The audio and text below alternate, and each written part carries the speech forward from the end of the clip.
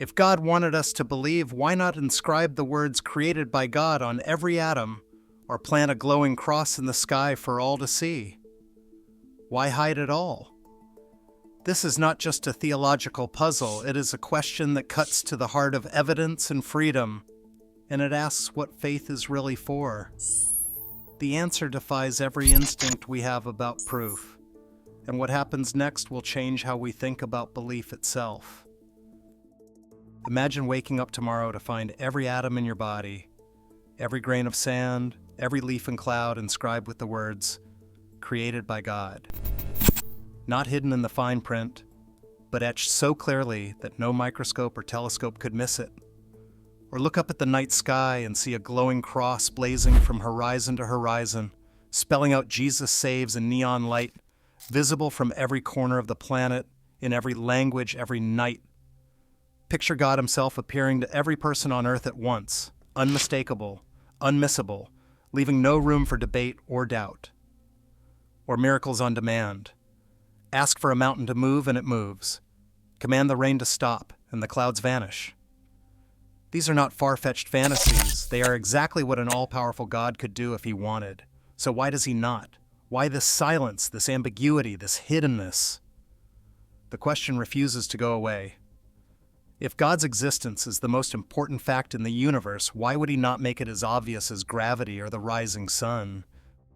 Belief can mean many things. For some, it is just adding one more item to your ontological inventory, like listing God alongside gravity, atoms, or black holes. But this kind of belief is little more than intellectual assent. It is the difference between acknowledging that someone exists and actually knowing them. Faith, at its core, is not about accepting a proposition. It is about entering into a relationship. The language of theology has always pointed here. God is not a fact to be checked off, but a person to be encountered. If God's goal were simple recognition, overwhelming evidence would do the job. But recognition is not the same as love. A relationship built on trust, on freedom, on genuine choice, cannot be engineered by sheer force of evidence. If God is after something deeper than acknowledgement, if he wants love, trust, and friendship, then the rules of engagement change. The question is no longer why doesn't God make himself obvious, but what kind of relationship does he actually want with us? Blaise Pascal, the 17th century mathematician and philosopher, saw the problem of divine hiddenness with unusual clarity. He wrote, God has given evidence which is sufficiently clear for those with an open mind and an open heart, but sufficiently vague so as not to compel those whose hearts are closed. In other words, the evidence is not missing. It is calibrated. It is there for the person who wants to see, but it never forces itself on anyone. This balance is not accidental. It means that faith is always an invitation, never a demand. God's existence is not a mathematical question, but a question posed to the soul. For Pascal, this was not just theory. After a night he described as filled with fire and certainty, not of the philosophers but of the living God, he devoted the rest of his life to exploring how God reveals himself just enough to be found, but never so much as to overwhelm. The evidence invites, but it never overpowers. The story of ancient Israel stands as a living experiment in what happens when the divine is anything but hidden. The people witnessed the 10 plagues in Egypt, rivers turned to blood, locusts swarming fields, darkness stretching for days, and death passing over every Egyptian household while sparing their own. When escape seemed impossible, they watched the Red Sea split open, a wall of water on each side, and they crossed on dry ground while their pursuers drowned behind them. The sight of the Red Sea parting was as dramatic as any public proof could be. Every day a pillar of cloud led them through the wilderness, and every night a pillar of fire lit their path, a constant visible sign that they were not alone. Food arrived each morning as manna, a strange substance covering the ground, enough for everyone day after day. At Mount Sinai, the mountain itself trembled and smoked. Thunder rolled, lightning flashed, and the voice of God boomed out, heard by an entire nation at once. Yet as Moses lingered on the mountain, the people below grew restless. Despite everything they had seen, they gathered their gold, melted it down, and fashioned a calf to worship. They declared, "These are your gods, O Israel, who brought you up out of Egypt." Spectacular signs were followed by rebellion. Gratitude gave way to complaint, and awe dissolved into forgetfulness. The pattern was not a one-time lapse, but a tiresome repetitiveness. Miracle then doubt. Revelation then rejection. Even those who had walked through parted waters and eaten bread from heaven turned away. The evidence could not force love, trust, or loyalty. Spectacle alone never changed the heart. In the centuries after the spectacle of Sinai in the wilderness, the biblical story takes a quieter turn. The New Testament describes a different kind of encounter, one that moves away from thunder, fire, and public miracles towards something far more intimate. This approach is known in theology as interiorization.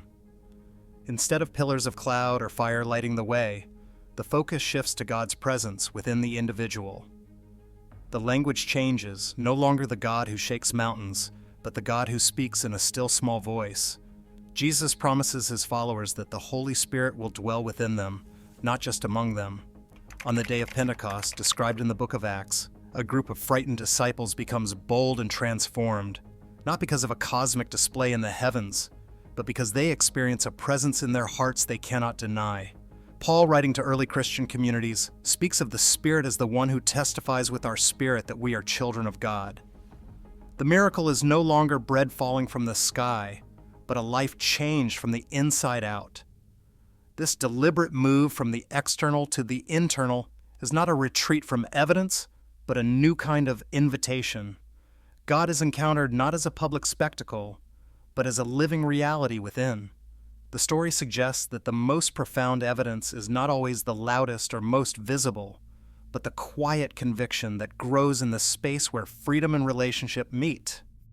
Freedom sits at the heart of this mystery. If love is only real when chosen, then God's hiddenness protects that choice. Forced love is not love. If the answer were written in the sky, belief would be automatic like gravity, not a relationship. The psychology is clear. When people are pressured or coerced, their hearts rarely follow. Studies show that compliance under pressure fades quickly, but convictions chosen freely endure. Picture a billionaire who hides his wealth while dating, longing to be loved for himself, not his fortune. In the same way, he gives us that freedom to seek, to question, even to walk away. The invitation is open, but the response is ours. This is not a game of evidence and acknowledgement. It is about the dignity of being a true chooser and the possibility of a relationship that means something because it was not forced. The evidence is there, but it never shouts. Across centuries and cultures, 6 streams of evidence have invited thoughtful people to consider something beyond the ordinary. The cosmological evidence asks why there is something rather than nothing. Fine-tuning points to the universe's physical constants, balanced on a razor's edge for life. Moral evidence anchors our sense of right and wrong in something deeper than opinion. Experiential evidence comes in millions of personal stories, lives changed, prayers answered, moments of awe. Historical evidence looks at events like the resurrection and the unlikely rise of a persecuted faith. Philosophical evidence consists of arguments about contingency, causation, and design, and these raise questions that refuse to go away. None of these force belief. Each is sufficiently clear for those with an open mind, yet always leaves room for honest doubt. Reasonable non-belief is possible, but so is a genuine response to the invitation. Today the evidence remains calibrated, sufficiently clear for those with an open mind, and sufficiently vague so as not to compel belief. Forced love is not love. He gives us that freedom to choose. The real question is this: if God's presence is not undeniable, what will you do with the evidence that is?